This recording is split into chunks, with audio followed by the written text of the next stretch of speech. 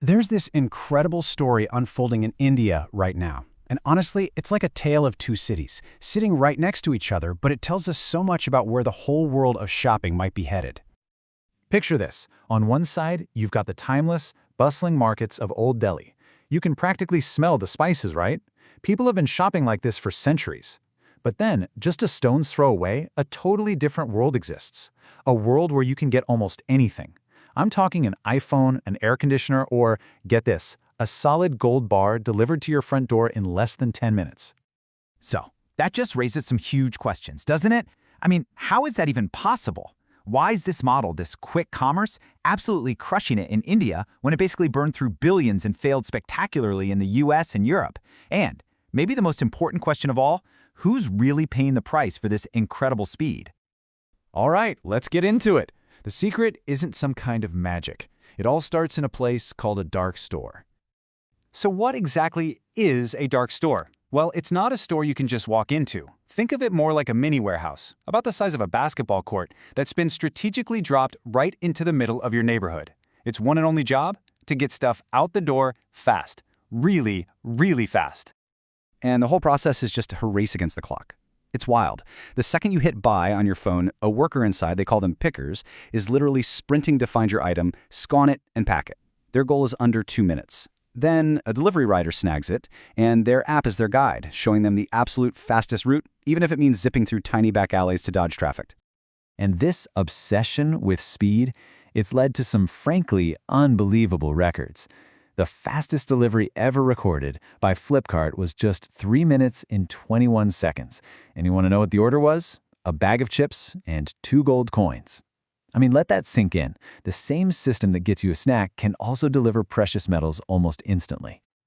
So, this brings us back to that huge question. Why India? Why did this model, which crashed and burned in other places, find the perfect recipe for success here? Well, it turns out it's like a magic cocktail of 4 key ingredients.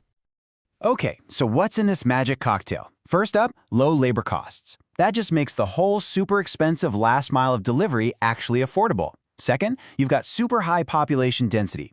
Riders don't have to travel far to reach a ton of customers. Third, it taps right into local shopping habits.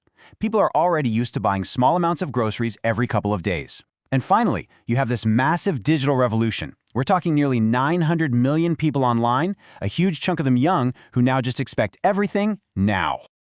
And this cocktail has just fueled an absolute all-out war between 3 major players: Blinkit, Zepto, and Swiggy Instamart. Between them, they've set up thousands of these dark stores, and their growth has been so explosive that it's forcing the big guys like Amazon and Walmart to scramble and launch their own 10-minute services just to keep up. But, and you knew there was a but, this is where the story gets a lot more complicated. Because behind all the convenience and the frankly mind-boggling valuations that investors are drooling over, there are some serious cracks appearing in this shiny new facade. You know, investors are just pouring cash into this. Just look at Blinkit. Only 3 years ago, it was bought for about $570 million. Today, its estimated valuation is a staggering $15 billion. That's just incredible growth. But here's the catch, the huge catch. These companies are burning through money like you wouldn't believe. To get you as a customer, they're stuck in this brutal price war, slapping massive discounts on everything. If you add it all up, the top 3 firms have lost over $1.4 billion just in the last 4 years. And that kind of cash burn is starting to ring some serious alarm bells. You know, while a lot of analysts are shouting buy, buy, buy, one top analyst from Macquarie Group put out a report with a blunt one-word rating for Blinkit's parent company, sell. He's basically warning that, with this fierce competition, making a real profit is a long way off, and this whole thing might just be a bubble ready to pop. And then there's the social cost, which is maybe even more worrying. Last year alone, an estimated 200,000 small, family-owned neighborhood shops, they're called kiranas, they just went out of business. These aren't just numbers on a spreadsheet. We're talking about families losing livelihoods that have been passed down for generations. And what about the army of delivery workers who make all this possible? Well, they're under immense pressure to hit those 10-minute deadlines. Many are paid per order, which, encourages them to drive pretty riskily.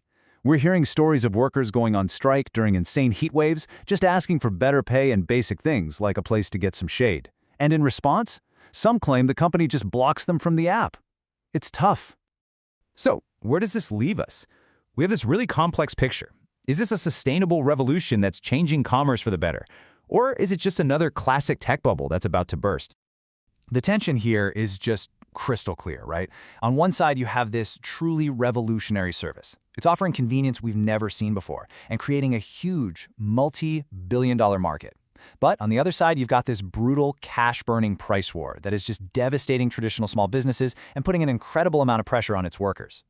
You know, the companies are trying to figure out how to actually make money from this, maybe through ads or selling their own brands, but the future is still so uncertain. And it really leaves us with a critical question, a question for all of us, no matter where we are in the world.